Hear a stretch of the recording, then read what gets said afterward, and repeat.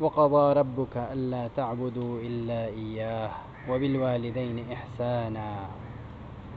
اللہ رب العزت نے جو ہے اس آیت کریمہ کے اندر بھی اپنی توحید کے بارے میں حکم دیا۔ وقضى ربك، اور تیرے رب نے حکم دیا ہے۔ یہ فیصلہ اٹل ہے کہ اللہ رب العزت کا فیصلہ ہے، رب العزت کا حکم ہے کہ اللہ تعبدو، یہ کہ تم عبادت ہی نہ کرو، یعنی عبادت نہ کرنے کا حکم۔ اب آگے کیا فرمایا؟ عبادت، کسی کی عبادت نہ کرنے کا حکم دیا، پھر فرمایا کہ الا ایاہ، ہاں مگر صرف اسی کی عبادت کرو۔ عبادت جو ہے ہر قسم کی عبادت، ہر طرح کے عبادات جو ہے اللہ رب العزت کے لیے خاص ہے۔ رب العزت کی عبادت یعنی وہ عبادات جو ہے مالی ہوں، وہ عبادات بدنی ہوں، وہ عبادات جو ہے قولی ہوں، ہر طرح کے عبادت جو ہے وہ اللہ رب العزت کے لیے ہے۔ رب العزت کے ساتھ کسی کو شریک نہیں ٹھہرانا، کسی کو جو ہے کسی اور کی عبادت نہیں کرنی۔ اللہ رب العزت نے فرمایا کہ اللہ تعبدو، کہ تم عبادت نہ کرو الا ایاہ، مگر صرف عبادت صرف اسی کی کرو، یعنی رب العزت کی ہی عبادت کرو۔ پھر دنیا میں جو ہے بے شمار مذاہب پائے جاتے ہیں، ہر مذہب کے ماننے والے کسی نہ کسی عقیدے اور نظریے کے حامل ہوتے ہیں۔ کوئی مذہب ایسا نہیں کہ اس کے ماننے والوں میں کسی عقیدے کا تصور نہ پایا جاتا ہو، یعنی عقیدہ جو ہے ہر مذہب میں عقیدہ پایا جاتا ہے۔ البتہ یہ الگ مسئلہ ہے کہ جس عقیدے کے وہ حامل ہیں وہ درست ہے یا نہیں۔ اصل مسئلہ کیا ہے کہ وہ عقیدہ صحیح ہے یا غلط ہے، عقیدہ صحیح ہے یا غلط ہے، یعنی ہر مذہب کے ماننے والوں کا جو ہے وہ عقیدہ ہے، ہر ایک عقیدہ رکھتا ہے، لیکن اصل جو بات ہے، جو اہم بات ہے، وہ کیا ہے؟ عقیدے کے درست ہونے یا نہ ہونے کا۔ کسی بھی مذہب کو ماننے والا شخص اگر اور اس مذہب کے جو ہے بنیادی عقائد کا منکر ہو تو اسے اس مذہب سے جو ہے خارج تصور کیا جاتا ہے، اس مذہب کا جو ہے پھر اس کو پیروکار نہیں سمجھا جاتا۔ دین اسلام بھی اپنے ماننے والوں کو عقائد کی تعلیم دیتا ہے۔ اللہ رب العزت نے جو ہے دین اسلام ہمارے لیے پسند فرمایا، اور دین اسلام جو ہے ہمیں شریعت جو ہے شریعت اسلامیہ ہمیں کیا حکم دیتی ہے؟ اپنے عقائد کی جو ہے ماننے والوں کو عقائد کی تعلیم دیتا ہے۔ رسول اللہ صلی اللہ علیہ وسلم نے ان عقائد کی وضاحت فرمائی ہے۔ اللہ کے نبی صلی اللہ علیہ وسلم کو اللہ تعالیٰ نے جو ہے رسول کریم محمد مصطفیٰ احمد مجتبیٰ علیہ الصلاۃ والسلام کو اس عقیدے کی، اس توحید کی تشریح کرنے کے لیے، تفسیر کرنے کے لیے، عقیدے کو سمجھانے کے لیے، اپنی توحید کو سمجھانے کے لیے بھیجا ہے۔ رسول اللہ صلی اللہ علیہ وسلم نے ان عقائد کی جو ہے وضاحت فرمائی۔ جبریل علیہ السلام جب تشریف لاتے ہیں کسی انسان کے شکل میں، صحابہ اکرام بیٹھے ہوئے ہوتے ہیں، آ کے سوال کرتے ہیں، پھر اسلام کے بارے میں پوچھتے ہیں، ایمان کے بارے میں پوچھتے ہیں۔ نبی کریم صلی اللہ علیہ وسلم نے جواب دیا، فرمایا کہ ان تؤمن باللہ، عقائد کے بارے میں، یہ ہمارے بنیادی عقائد ہیں۔ یہ کیا ہے؟ عقیدہ ہے، اسلامی عقیدہ۔ فرمایا ان تؤمن باللہ، عقیدے میں سب سے پہلا کیا آتا ہے؟ اللہ تعالیٰ پر ایمان، رب العزت کو، اسی کو خالق ماننا، اسی کو رازق ماننا، اسی کو حاجت روا، اسی کو مشکل کشا، تمام مشکلات کا حل جو ہے اللہ رب العزت کے پاس ہے۔ رب العزت ہی جو ہے ہماری مشکلات کو آسان فرماتا ہے، ہماری تمام مصائب کو جو ہے وہی ٹال سکتا ہے، پریشانیوں سے ہمیں وہی نکال سکتا ہے، ہر طرح کی مشکلات سے ہمیں نکالنے والی ذات جو اللہ تعالیٰ کی۔ ان تؤمن باللہ، یہ کہ تو اللہ تعالیٰ پر ایمان لائے۔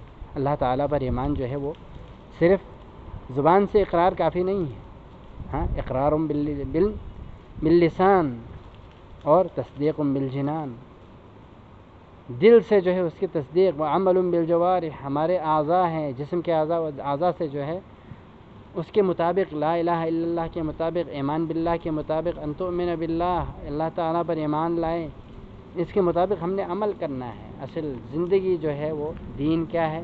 عقیدہ کیا ہے؟ عمل کا نام ہے۔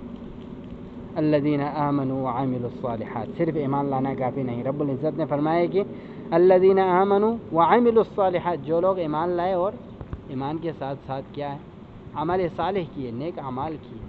اصل جو ہے کیا ہے؟ نیک اعمال ہے، اعمال صالحہ۔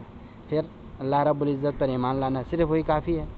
آگے فرمایا و ملائکتہ، اللہ تعالیٰ کے فرشتوں پر ایمان لانا۔ جبریل امین فرشتوں کے سردار ہیں، جبریل امین، اسی طرح جن فرشتوں کے نام آئے بڑے بڑے جو فرشتے ہیں، اور اسی طرح جو ہے اللہ تعالیٰ کے جو ہے مخلوق فرشتوں میں جو ہے ان کی تعداد کا کسی کو علم نہیں ہے کہ کتنی تعداد میں جو ہے کتنے ہیں، وہ بہت زیادہ تعداد میں فرشتے ہیں، ان تمام ملائکہ پر، فرشتوں پر ایمان، اور آگے فرمایا کہ وہ کتبی ہی اللہ تعالیٰ کے نازل کردہ آسمانی کتابوں پر ایمان، قرآن کریم سے پہلے جو ہے آسمانی کتابیں نازل کی اللہ تعالیٰ نے، جن کا ذکر بعض کتابوں کا ذکر ملتا ہے، صحف ابراہیم و موسیٰ، یعنی تورات، زبور، انجیل، قرآن کریم، اور اسی طرح حضرت ابراہیم علیہ السلام کے صحیفے، اور اسی طرح جو ہے دوسرے نبیوں کو، پیغمبروں کو، جو رسولوں کو جو صحیفے دیے گئے، ان تمام صحیفوں پر جو اللہ رب العزت نے جو نازل کیے، ان تمام کتابوں پر، آسمانی کتابوں پر ایمان۔ اور اس کے بعد کیا ہے، ورسولہ، اللہ تعالیٰ نے جتنے بھی پیغمبر بھیجے، ہمارے پیارے نبی محمد مصطفیٰ صلی اللہ علیہ وسلم کو آخری پیغمبر بنا کر بھیجا، آپ خاتم الانبیاء والمرسلین، سید الانبیاء والمرسلین، آپ کے بعد جو ہے کوئی پیغمبر نہیں آئے گا، کوئی رسول نہیں آئے گا۔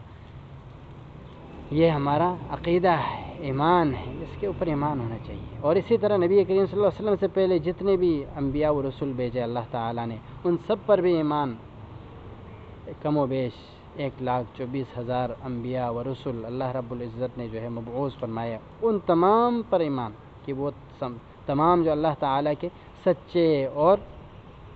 سچے جو ہے پیغمبر تھے، سچے رسول تھے، اللہ تعالیٰ کے مبعوث کردہ پیغمبر تھے۔ اور اس کے بعد جو ہے عقائد میں کیا آتا ہے، عقیدے میں والیوم الآخر، آخرت کے دن پر ایمان، قیامت کے دن پر ایمان لانا کہ مرنے کے بعد قبروں سے زندہ کیے جائیں گے، جو قبروں میں نہ جا سکے، یعنی جو اس عقائد کے حامل لوگ ہیں کہ ہماری جسموں کو جلا دو، راکھ ہو جائے، پھر اس راکھ کو جو ہے کون جمع کرے گا، کون اس کو زندہ کر کے لائے گا؟ نہیں، راکھ بھی ہو جائے، دنیا سے جو ہے آپ کے جسم کو درندے کھا جائیں، اب گوشت پوش ہڈیاں جو ہے گل جائیں، مٹی میں مل جائیں، خاک ہو جائیں، پھر بھی اللہ رب العزت جو ہے ہمیں عدم سے وجود میں لانے پر قادر ہے، وہ ہماری ہڈیوں کو، ہمارے گوشت پوش کو جو ہے پھر سے اکٹھے کر کے پھر سے زندہ کرنے پر جو ہے قادر ہے اللہ رب العزت۔ تو آخرت کے دن پر ایمان، یعنی قیامت کے دن پر ایمان۔